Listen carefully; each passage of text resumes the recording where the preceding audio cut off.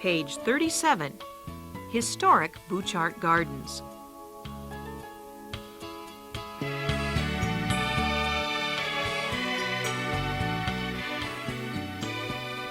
Victoria's historic Butchart Gardens offers a springtime feast for the senses. The woman who planted all these flowers was just an ordinary person like you girls, says the driver as the tour bus pulls away from Victoria's waterfront en route to the world-famous Butchart Gardens, 14 miles northwest of the city. There are two of us riding up front. We are both in our 40s, about the age of Jenny Butchart, when she came west in 1904, but she was no ordinary woman. Round-faced, red-cheeked Jenny, born Jenny Kennedy in Toronto, outskated all the boys in her neighborhood by the age of 12. In her teens, she was an equestrienne and an accomplished amateur painter who won a scholarship to study art in Paris. She flew airplanes with Blériot, an early French aviator, and the first to fly across the English Channel.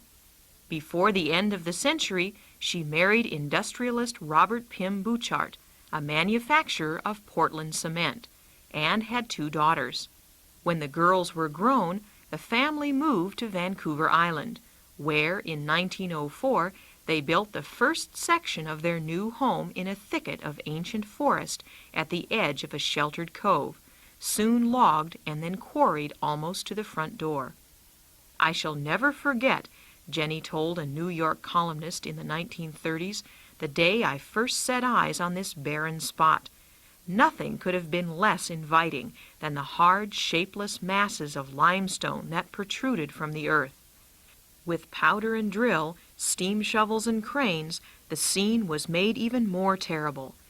Tons upon tons of stone were torn away until at the end of 4 years a yawning pit was formed, a pit that seemed to be the grave of all earthly happiness. Jenny told the columnist that one day, while standing at the edge of the pit, she broke into a flood of tears. The thought occurred, she said, for which I shall ever thank God, to turn the unsightly spot into a sunken garden. Like a flame, the limestone pit burst into imaginary bloom.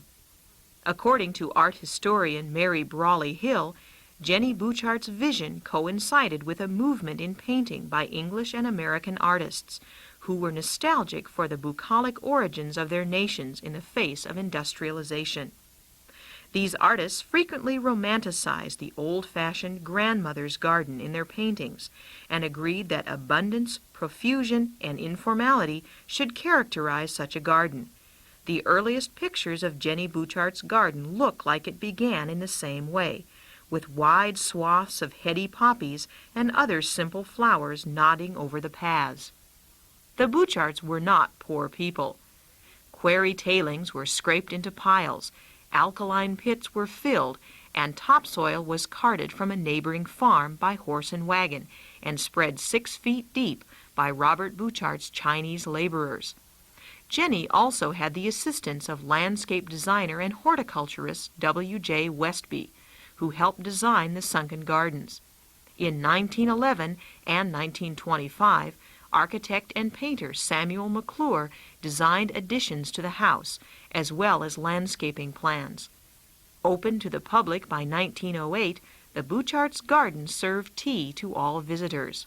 In 1915 alone, says the guidebook, they served tea to 18,000 people. In the following 20 years, the Butcharts traveled all over the world to collect seeds and specimens for their burgeoning gardens. Robert Butchart died in 1943, and Jenny followed in 1950. The garden nearly didn't survive the shortage in the workforce during World War II. After the war, Ian Ross, who inherited the garden from his grandparents, restored and maintains it still, with the help of 50 gardeners.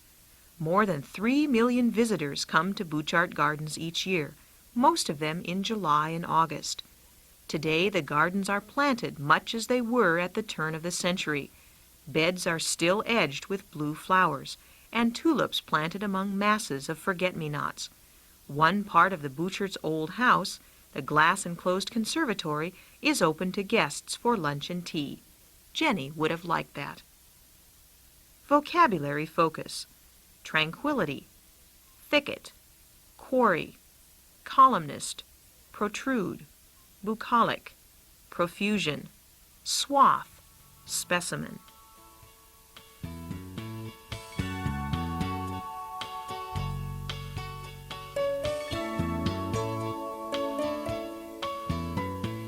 This ends the reading for Advanced Studio Classroom, May 1994.